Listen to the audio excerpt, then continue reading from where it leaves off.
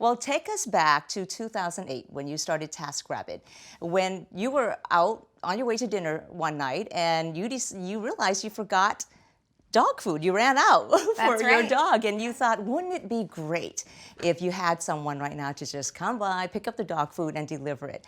How did you go from that one single idea to pioneering a whole new sector, really?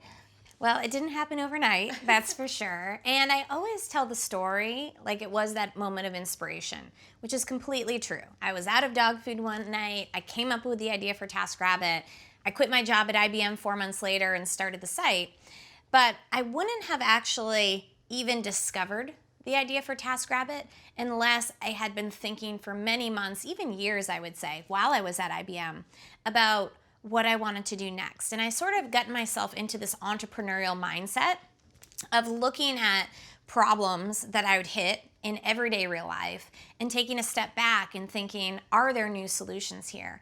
And so I think because I was in that entrepreneurial mindset when I was out of dog food that night, that's really how the idea for TaskRabbit was formed. So you have an engineering background, and you, in a way, had been prepping yourself all along for this moment when the brilliant idea came along.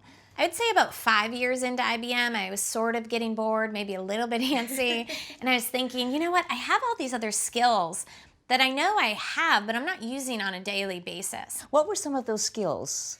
Well, you know, it's funny because at IBM, there was this one time of year where they let the developers actually talk directly to the customers. And it was this big conference they called Lotusphere, and it was tens of thousands of people from all over the globe would travel to Orlando, Florida. We would fly down from where IBM or Lotus was located up in Cambridge, Massachusetts, down to Florida, and we'd have this Meet the Developers Lab. And I loved meeting customers. I loved talking to customers. I loved getting their feedback. I loved solving problems for them in real time. I remember one day this woman came in with her laptop, and she was really frustrated and really stressed out, maybe even a little bit angry because she couldn't get, her mail file to archive properly. And I remember debugging the problem for her on the spot, fixing it in the code, Wow. patching it up on her laptop, and she was so happy when she left. I was like, I just wish I got to interact with customers more. And so I realized that doing something entrepreneurial, that would help me utilize that one skill set I wasn't using at IBM. But it took reflection on your part and a certain self-awareness on your part, right, to kind of reach for that next goal. It did. I went to a small women's college. It was a liberal arts college where I studied math, computer science, and dance.